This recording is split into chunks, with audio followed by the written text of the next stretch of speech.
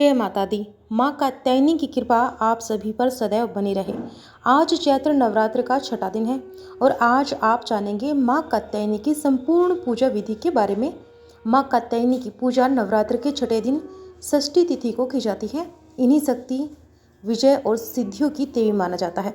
माँ की पूजा विशेष रूप से अविवाहित कन्याओं के विवाह में आ रही बाधाओं को दूर करने, रोग निवारण, आध्यात्मिक उन्नति और शक्ति प्राप्ति के लिए की जाती है।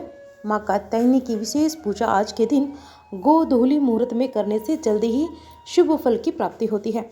इस बार चैत्र शुक्ल षष्ठी तिथि प्रारंभ होगी 2 अप्रैल दिन बुधवार को रात 11:50 से और षष्ठी तिथि समाप्त होगी 3 अप्रैल दिन गुरुवार को रात 9:41 पर। इस बार नवरात्र का छठा दिन रहेगा 3 अप्रैल गुरुवार को और इसी दिन माँ कात्यायनी की पूजा की जाएगी।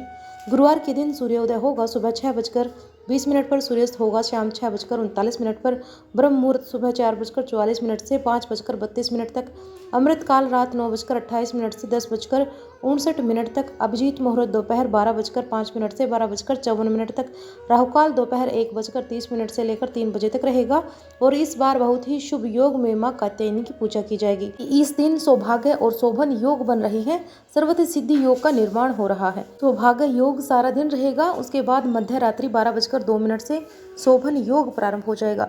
माँ की पूजा करने के लिए सुबह का मुहूर्त सुबह 5 बजे से 6:09 तक रहेगा। शाम की पूजा का 6:40 से लेकर 7:49 के बीच में की जाएगी और गोधूली मुहूर्त रहेगा शाम 6:39 से 7:02। आपको गोधूली मुहूर्त में यदि कोई विशेष उपाय करना हो, दीपदान करना हो तो आप गोधूली मुहूर्त में माँ कात्यायनी की विशेष पूजा कर सकते हैं। माँ कात्यायनी का प्रिय रंग लाल है। उन्हें शहद का भोग अत्यंत प्रिय है, इसलिए पूजा में लाल रंग की सामग्री और भोग में माँ को शहद अर्पित करें। इसके अलावा मौसमी फल और पंचामृत, साथ ही साथ पान का बीड़ा जिसमें पान, सुपारी और लौंग, इलायची रखकर माँ को अर्पित करनी चाहिए। कहते हैं कि श्री कृष्ण को पति रूप में प्राप्त करने के लिए व्रज की गोपियों ने भी माँ कात्यायनी की पूजा की थी और माँ कात्यायनी की पूजा से देव गुरु बृहस्पति प्रसन्न होते हैं। कात्यायन ऋषि की तपस्या से प्रसन्न होकर माँ ने पुत्री रूप में उनके घर जन्म लिया था, इसलिए उनका नाम कात्यायनी पड़ा। माँ कात्यायनी ने महिषासुर का वध कर तीनों लोगों को उसके आतंक से मुक्त कराया था। माँ कात्यायनी का स्वरूप अत्यंत चमकीला और भव्य है। इनकी 4 भुजाएं हैं। माँ कात्यायनी का दाहिना तरफ का ऊपर वाला हाथ अभय मुद्रा में है और नीचे वाला वरद मुद्रा में है। बाईं तरफ के ऊपर वाले हाथ में तलवार और नीचे वाले हाथ में कमल का पुष्प सुशोभित है और माँ सिंह की सवारी करती है। नवरात्र के बाकी दिनों की तरह ही आज भी माँ कात्यायनी की पूजा करनी चाहिए। सुबह स्नान आदि से निर्वित होकर हाथ में जल और पुष्प लेकर माँ कात्यायनी की पूजा और व्रत रखने का संकल्प लेकर फिर धूप दीप जलाकर माँ कात्यायनी की पूजा करनी चाहिए। अविवाहित कन्याओं को जिन्हें मनोवांछित जीवन साथी की कामना हो या जिनके विवाह में बाधा आ रही हो, माँ कात्यायनी को श्रृंगार की सामग्री अर्पित करनी चाहिए। श्रृंगार की सामग्री सुहागिन महिलाओं को दान में भी देनी चाहिए और अखंड सौभाग्य की प्राप्ति के लिए सुहागिन महिलाओं को भी माँ कात्यायनी को लाल चुनरी और सुहाग की सामग्री अर्पित करनी चाहिए। फिर माँ कात्यायनी की विशेष पूजन मंत्रों का जाप करते हुए श्री दुर्गा सप्तशती के छठे दिन के अध्यायों का पाठ या श्रवण करके माँ कात्यायनी की कथा का भी श्रवण करना चाहिए। सबसे अंत में कपूर जलाकर आरती करें और माँ कात्यायनी को शहद का और मौसमी फलों का या मिठाई का भोग लगाकर सच्चे मन से क्षमा याचना करें। फिर दिन भर यदि उपवास रखना हो तो उपवास रखें और आज के दिन आप किसी छोटी कन्या को यदि शहद का दान करते हैं, उनके खेल में काम आने वाली चीज़ों का यानी खिलौनों का दान करते हैं, भेंट स्वरूप उन्हें कुछ भी देते हैं जो उनके काम की चीज़ें हों, उससे भी माँ कात्यायनी जल्द ही प्रसन्न होती है और अपने भक्तों की मनोकामनाएं पूर्ण करती है। फिर विधि विधान से शाम को भी एक बार फिर से पूजा करके धूप दीप जलाकर माँ की आरती उतारनी चाहिए। संभव हो तो दोनों ही समय माँ के मंत्रों का जाप और कथा का श्रवण करना चाहिए। श्री दुर्गा सप्तशती के पाठ यदि आपके पास सुबह समय हो तो सुबह, नहीं तो शाम के समय भी कर सकते हैं। इस प्रकार से माँ कात्यायनी की पूजा की जाती है। कथा के अनुसार प्राचीन काल में महर्षि कात्यायन नामक एक परम तपस्वी ऋषि थे। वे अत्यंत तेजस्वी और देवी भगवती के परम भगत थे। उन्होंने कई वर्षों तक कठिन तपस्या की और माँ भगवती को प्रसन्न करने के लिए घोर साधना की। फिर एक दिन माँ भगवती उनकी कठोर तपस्या से प्रसन्न हुई और साक्षात प्रकट होकर कहा कि हे ऋषि, आपकी भक्ति और तपस्या से मैं अति प्रसन्न हूँ। आप जो भी वरदान मांगना चाहें निसंकोच मांग सकते हैं। अब महर्षि कात्यायन ने हाथ जोड़कर प्रार्थना की कि हे माँ, मेरी हार्दिक इच्छा है कि आप स्वयं मेरी पुत्री रूप में जन्म लें और मेरे आश्रम में निवास करें। तब माँ ने ऋषि की भक्ति से प्रसन्न होकर तथा अस्तु कहा और वही अंतर्धन हो गई। उसी समय महिषासुर नामक दैत्य ने देवताओं को पराजित कर स्वर्ग लोक पर अधिकार कर लिया था। उसने देवलोक में इंद्र, वरुण, अग्नि, वायु, यम, कुबेर और अन्य सभी देवताओं को हरा दिया। स्वयं स्वर्ग का राजा बन बैठा।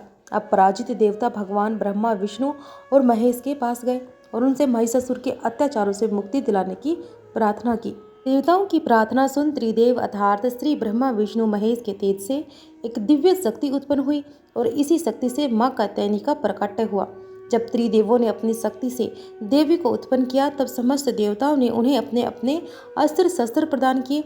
भगवान विष्णु ने सुदर्शन चक्र दिया, भगवान शिव ने त्रिशूल प्रदान किया, इंद्रदेव ने वज्र दिया और वरुण देव ने शंख भेंट किया। अग्निदेव ने शक्ति अर्थात शूल प्रदान की और यमराज जी ने गदा दी। कुबेर ने अमृतों और धन का आशीर्वाद दिया। इस प्रकार माँ कात्यायनी अत्यंत तेजस्वी और दिव्य रूप में प्रकट हुई।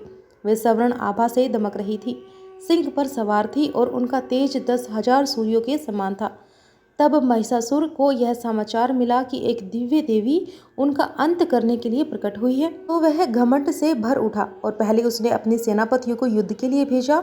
चक्षुर, चमर, उदीर, असील और विदाल नामक महिषासुर के सेनापति माँ के समक्ष युद्ध करने आए और माँ कात्यायनी ने अपने दिव्य अस्त्रों से उन सभी को तुरंत नष्ट कर दिया।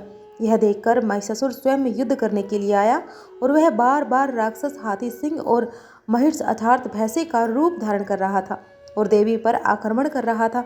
तब माँ कात्यायनी ने अतः अपना त्रिशूल उठाया और महिषासुर की गर्दन पर घातक वार किया, जिससे उसका अंत हो गया। महिषासुर का वध होते ही देवताओं ने स्वर्ग में पुनः अधिकार प्राप्त कर लिया और माँ कात्यायनी की जय जयकार करने लगे। वहीं दूसरी कथा के अनुसार माँ कात्यायनी को वृष भूमि की आराध्य देवी माना जाता है। द्वापर युग में जब भगवान श्री कृष्ण गोकुल में बाल रूप में लीला कर रहे थे तब गोपियां श्री कृष्ण को अपने पति रूप में प्राप्त करने के लिए माँ कात्यायनी की आराधना करती थी। ब्रज की गोपियां भगवान श्री कृष्ण की मोहक बाल लीलाओं से अत्यंत प्रभावित थी। वे श्री कृष्ण को अपना जीवन साथी बनाने के लिए प्रबल इच्छा रखती थी, लेकिन यह साधारण उपायों से संभव नहीं था। इसीलिए उन्होंने माँ कात्यायनी की कठोर तपस्या करने का निश्चय किया। गोपियों ने संकल्प लिया कि हे माँ कात्यायनी, हम सभी श्री कृष्ण को पति रूप में पाना चाहती हैं, कृपा हमें यह वरदान प्राप्त करें। फिर मार्गशीर्ष मास में प्रत्येक दिन वज्र की कन्याएं ब्रह्म मुहूर्त में उठती, यमुना जी में स्नान करती और फिर माँ कात्यायनी की पूजा किया करती। वे माँ कात्यायनी का विशेष मंत्र जपती थी।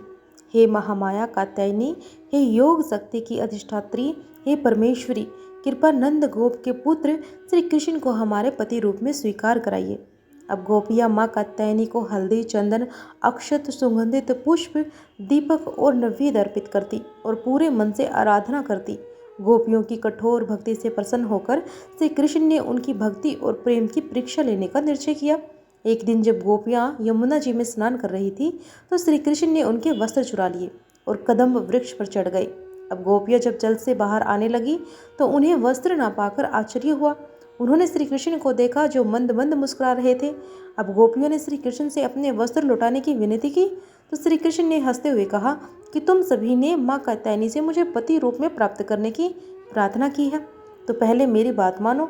अब गोपियाँ लज्जा के कारण झुकी, लेकिन श्री कृष्ण ने कहा कि तुम सभी पवित्र हृदय वाली हो, यह परीक्षा तुम्हारी भक्ति की थी और माँ कात्यायनी ने आज तुम्हारी प्रार्थना स्वीकार कर ली है और अब मैं भविष्य में तुम्हारी इच्छा पूर्ण करूंगा। इसके बाद श्री कृष्ण ने गोपियों को उनके वस्त्र लौटा दिए और उनकी निष्कलंक भक्ति को स्वीकार किया। गोपियों की निष्कलंक भक्ति और प्रेम देखकर माँ कात्यायनी अति प्रसन्न हुई और उन्हें सदा श्री कृष्ण की कृपा प्राप्त होने का वरदान दिया। बाद में जब रास लीला हुई तब श्री कृष्ण ने इन्हें गोपियों के साथ ब्रह्मानंद स्वरूप रास नृत्य किया, जो भक्ति और प्रेम की परम सिद्धि मानी जाती है। इस प्रकार माँ कात्यायनी वैवाहिक सुख, प्रेम और भक्ति की अधिष्ठात्री देवी है। कलंक, प्रेम और समर्पण से की गई पूजा सदा सफल होती है। गोपियों की भक्ति दर्शाती है कि सच्चा प्रेम किसी भी सांसारिक बंधन से परे होता है। श्री कृष्ण ने अपने भक्तों की परीक्षा ली, लेकिन अतः उन्हें अपने प्रेम से संतृप्त किया और इस कथा का स्मरण कर माँ कात्यायनी की उपासना करने से भक्तों को प्रेम, सौभाग्य और भक्ति की प्राप्ति होती है। जय श्री कृष्ण। जय माँ कात्यायनी की। आज की कथा यही समाप्त होती है। अगर आपको यह कथा पसंद आई हो तो वीडियो को लाइक करके शेयर अवश्य कीजिएगा। अगर आप हमारे चैनल पर नए हैं तो जल्दी से हमारे चैनल को सब्सक्राइब कर लीजिए और कमेंट बॉक्स में जय माँ कात्यायनी अवश्य लिखिएगा। जय माँ कात्यायनी।